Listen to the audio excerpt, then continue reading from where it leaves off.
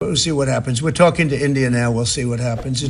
भारत का जवाब आते ही डोनाल्ड ट्रंप के सुर बदले हुए नजर आए हैं। अमेरिका के अखबारात में ये बात भी छप रही है कि खतरा यही है कि डोनाल्ड ट्रंप को अल्टीमेटली सरेंडर करना पड़ेगा। भारत हर किसी को आंख दिखा सकता है, पाकिस्तान क्यों नहीं दिखा सकता? उन्होंने कहा कि हमारी ट्रेड टॉक्स जो हैं वो कंटिन्यू करेंगी और ये चलती रहेंगी, क्योंकि भारत ना उनका पाकिस्तान और भारत के बीच सीज फायर कराने वाला नैरेटिव बाय कर रहा है और ना उनकी टैरिफ्स की शर्तों को आसानी से मान रहा है। अगर हम लोग भारत की बात करें तो वो हमेशा अमेरिका को आंखें दिखाता है। वो कहता है कि जो मेरी मर्जी होगी मैंने वही करना है, और इसके अलावा अगर कोई मुझे गाइड करने की कोशिश करेगा तो मैं टोटली उसकी जो गाइडेंस है उसको रिजेक्ट करूंगा। मसला ये है कि डोनाल्ड ट्रंप ये चाहते हैं कि हिंदुस्तान की जो एग्रीकल्चर मार्केट है, हिंदुस्तान की जो ऑटो मार्केट है, जो ऑटो पार्ट मार्केट है, और जो उसमें अमेरिका की कंपनीज को जो है एंट्री मिले। यूके की ट्रेड डील को भारत एक जैसे कहते हैं बेंचमार्क के तौर पर अमेरिका के सामने रखेगा। जहन में रखें कि ये अल्टीमेटली बहुत जल्द, चंद हफ्तों के अंदर, दिनों में नहीं, हफ्तों में नहीं, तो डोनाल्ड ट्रंप और हिंदुस्तान के दरमियान में एक ट्रेड डील हो जाएगी। देखो, मुझे तो लगता है कि इंडिया सुपर पावर बनने जा। नमस्कार दोस्तों, 12 घंटे में ट्रंप का टैरिफ से मोहभंग। अमेरिका के राष्ट्रपति डोनाल्ड ट्रंप ने भारत पर 25% टैरिफ लगाने का ऐलान किया, लेकिन आधे दिन भी नहीं बीते कि सुर बदल गए। बेचारा नरम पड़ गए। अब वो न टैरिफ की बात कर रहे हैं और न ही धमकी दे रहे हैं, बल्कि भारत से बातचीत की बात कर रहे हैं। तो मिलते हैं वीडियो के अंत में। साथ ही अगर आपको सही लगे तो लाइक, सब्सक्राइब और हाइप करके कमेंट में लिखिए जय हिंद। प्रेसिडेंट ट्रंप दुनिया भर के लिए चैलेंज बने हुए हैं और वो दुनिया भर से चाहते हैं कि उनकी मर्जी के फैसले हों।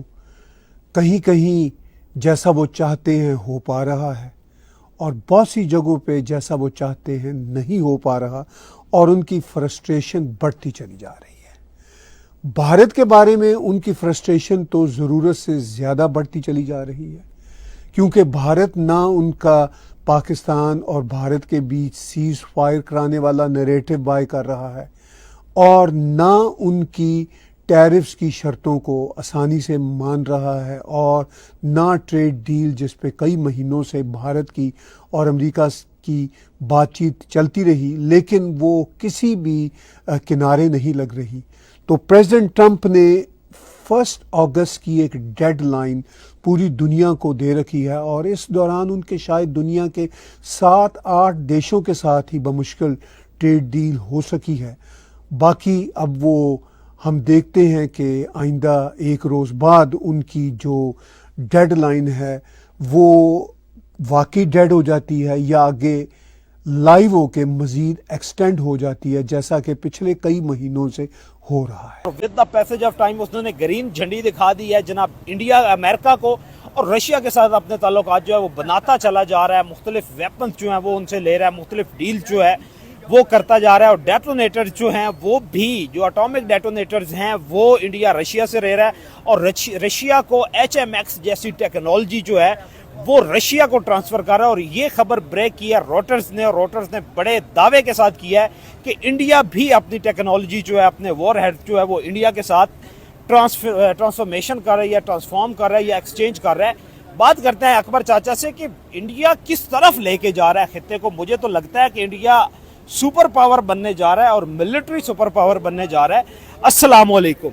वालेकुम सलाम। यकीन करें, जब से ये खबर मैंने सुनी है ना, जैसे मेरे ऊपर सख्ता तारी हो गया। अच्छा, कि भाई देखो, हम साथ आजाद होने वाला मुल्क, हाँ, एक दूसरे हमसे ज्यादा समझ नहीं आती उनके सियासतदान मुखलिस हैं उनके साथ, या उनकी अवाम उनके अपने मुल्क के साथ मुखलिस है।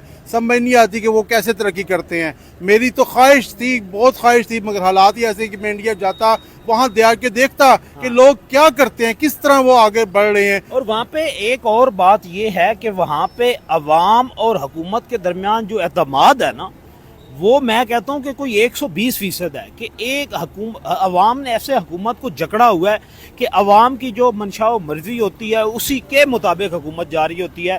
आप लोग ये देखें कि गुर्बत से निकाल के नरेंद्र मोदी अवाम को बाहर लेके आए हैं, बेहतरीन टेक्नोलॉजी का सेटअप दिया है, हर घर में घी हो, और आप जो महीने की कंजम्पशंस होती हैं, जो डेली चीनी, घी, गंदम, वो नरेंद्र मोदी की गवर्नमेंट जो है वो दे रही है और टेकता जा रहा है, मजबूत करता जा रहा है। और आपने ये देखिए कि इंडिया इस स्टेज पे पहुंच चुका है कि वो रूस को HMS जैसी टेक्नोलॉजी दे रहा है।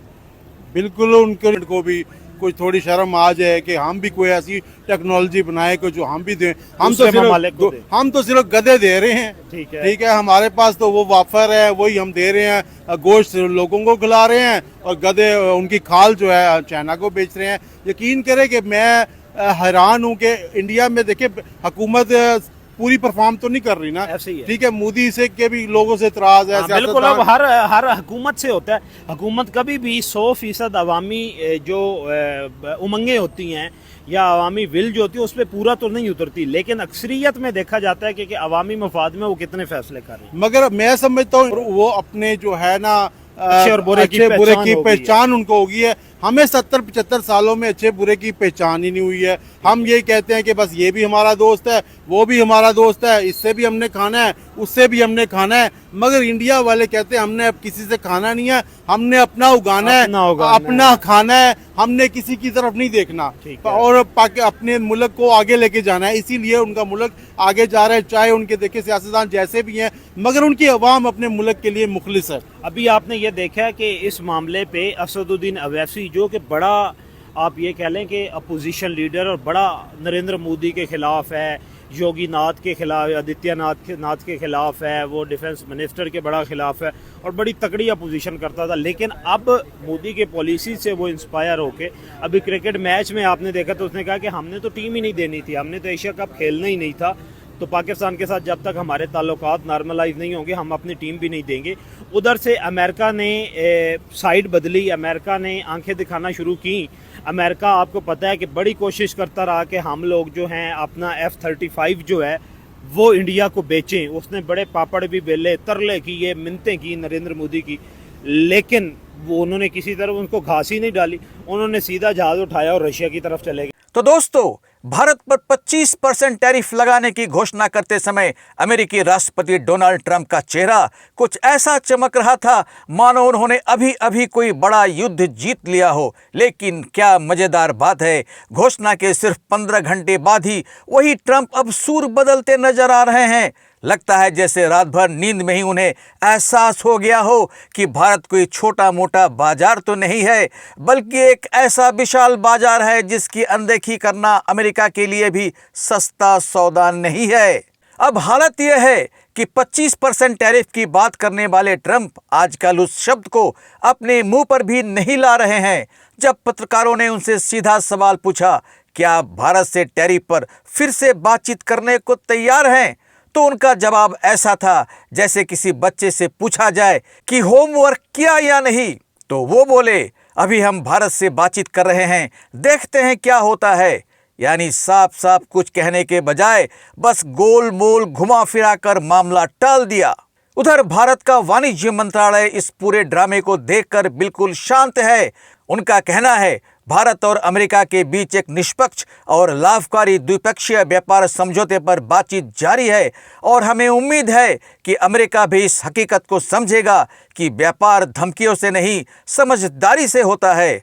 अर्थशास्त्रियों की राय भी दिलचस्प है। उनका कहना है कि अमेरिका चाहे 25% लगाए या 50%, भारत की अर्थव्यवस्था पर इसका कोई खास असर नहीं होगा। भारत आज उस मुकाम पर है जहां डॉलर की झंडी दिखाकर हमें डराया नहीं जा सकता। हमारी अर्थव्यवस्था इतनी मजबूत हो चुकी है कि व्हाइट हाउस की तुनक मिजाजी से उसका बाल भी बांका नहीं होगा। और सच कहे तो ट्रंप का यह यू टर्न इस बात का सबूत है कि कभी कभी अंतर्राष्ट्रीय राजनीति में भी पहले धमकी दो फिर बातचीत करो वाला पुराना फॉर्मूला उल्टा पड़ जाता है, खासकर तब जब सामने वाला भारत जैसा आत्मनिर्भर और आर्थिक रूप से बहुत ही मजबूत देश हो। तो मिलते हैं अगली वीडियो में, तब तक जय हिंद, जय भारत।